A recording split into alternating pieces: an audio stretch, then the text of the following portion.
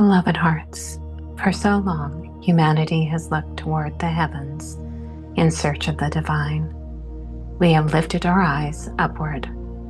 We have reached beyond ourselves. We have searched sacred texts, distant stars, ancient mysteries, and the hidden places of the soul. And perhaps all the while, the body has been quietly whispering, I am here, not as the whole of who you are, not as something you must worship, but as the sacred place where your humanity, your soul, and the divine are meeting in this moment. Every experience of love you have ever known has moved through this body. Every grief you have carried has been held somewhere within its tender chambers. Every moment of awakening, every breath of grace, every sudden recognition that you are not alone has arrived through this living, breathing vessel. Perhaps the body was never standing between you and the divine. Perhaps it has always been one of the places where the divine was waiting to be remembered. Many of us were taught, directly or indirectly, to distrust the body. We learn to rise above our feelings, to silence our needs, to override our exhaustion, and to judge the places within us that trembled, tightened, ached, or were afraid. We may even have believed that becoming spiritual meant that we would become less affected by our humanity, less tender, less vulnerable, less moved by the currents of this earthly life. But what if awakening is not the abandonment of the human? What if awakening is the moment we begin to inhabit the human with love?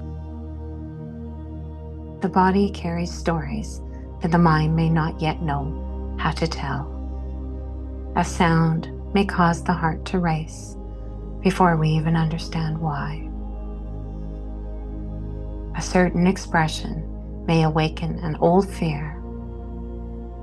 A moment of closeness may stir both longing and the impulse to withdraw. And when this happens, the body is not failing us. It may be remembering a time when protection was necessary. It may be carrying a thread from our childhood, from our families, from our ancestry, or even from the collective story that taught it to remain watchful. The body does not always know that the moment has changed. It listens for what once happened. It prepares for what once hurt it. It remembers the world it learned to survive. And so, we do not awaken the body by demanding that it release its fear. We awaken the body by becoming a presence it no longer needs to fear. We begin gently with one conscious breath, with one hand resting over the heart, with the willingness to feel the sensation without immediately turning it into a judgment, a prophecy, an identity. We begin to say, I feel fear, but fear is not the whole of me. I feel grief, but grief has not erased the love within me. I feel anger, but I do not have to let anger choose my next word. I feel the old pattern, but I am here now, and another response is possible. This is how remembrance enters the body. Not always as a great light, not always as a vision, a revelation, or a moment in which everything becomes clear. Sometimes remembrance arrives as the pause before we repeat what has always been repeated. Sometimes it is the breath we take before speaking. Sometimes it is the apology that ends a pattern carried through generations. Sometimes it is the boundary spoken without hatred. Sometimes it is the decision to remain tender without abandoning ourselves. These moments may appear small, but the loom of remembering is moved by small threads. A life changes one conscious stitch at a time. We may carry patterns that began long before us. We may carry inherited griefs, inherited silence, inherited beliefs about who we must become in order to belong. But carrying a thread does not mean we are required to continue weaving the same pattern. Awareness gives us another possibility.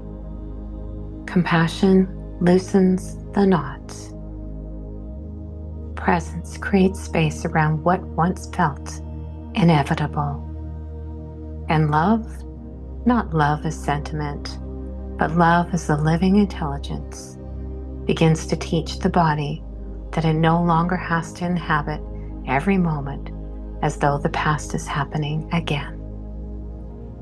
This may be one of the quietest forms of spiritual awakening, not leaving the body, not rising above the human story, but allowing the deep truth within us to enter the places that have felt forgotten. We often speak of light as though it were something descending upon us, but perhaps there is also a light that rises from within the life we are already living. A light that appears when honesty and compassion meet. A light that enters our speech.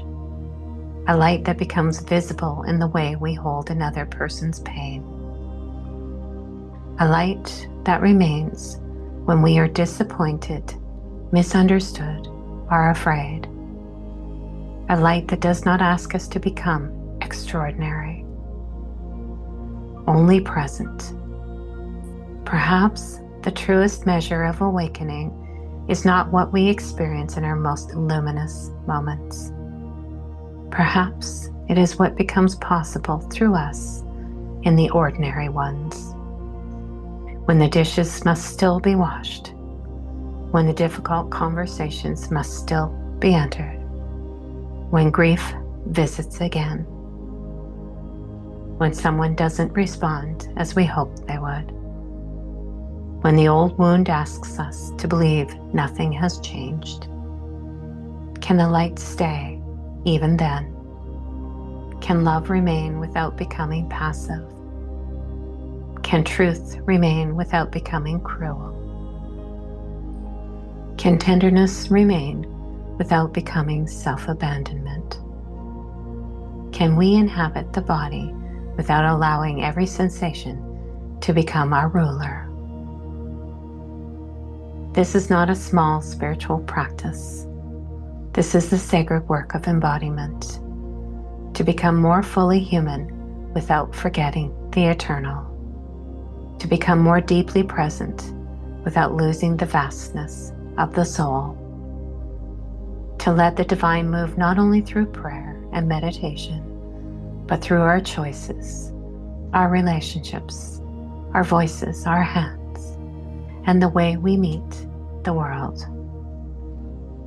The body is where the human voice says, "This hurts."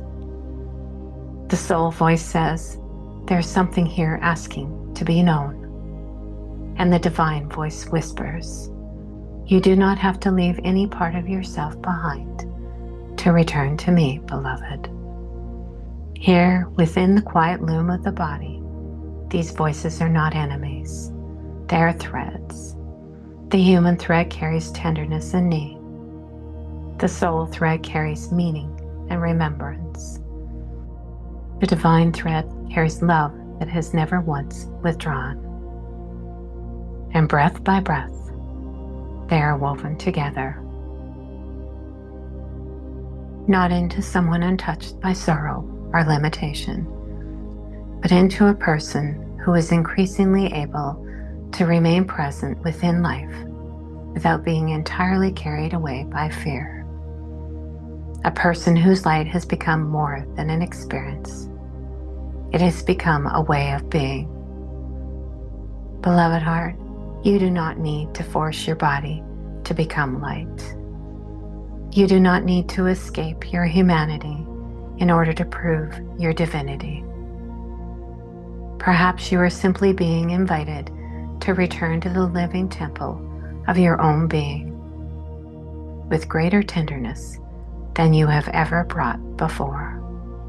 To listen where you once judged, to remain where you once abandoned yourself, to breathe where the old pattern once took over, to let the divine enter not only the beautiful chambers, but the trembling ones. And perhaps, as each abandoned place is met with presence, the body begins to remember, I am not alone. I am not the enemy. I am not separate from the sacred. I am the living earth upon which remembrance is taking form. I am the loom where the human, the soul, and the divine are being woven into one life, one form. And the light awakening within me is not asking me to leave this world. It is teaching me how to remain. Take a slow, gentle breath with me, beloved. Feel the body beneath the story. Feel the earth beneath the body. Feel the quiet presence that has never stopped breathing with you. And inwardly whisper, I return to this body with compassion. I listen to the wisdom beneath my reactions.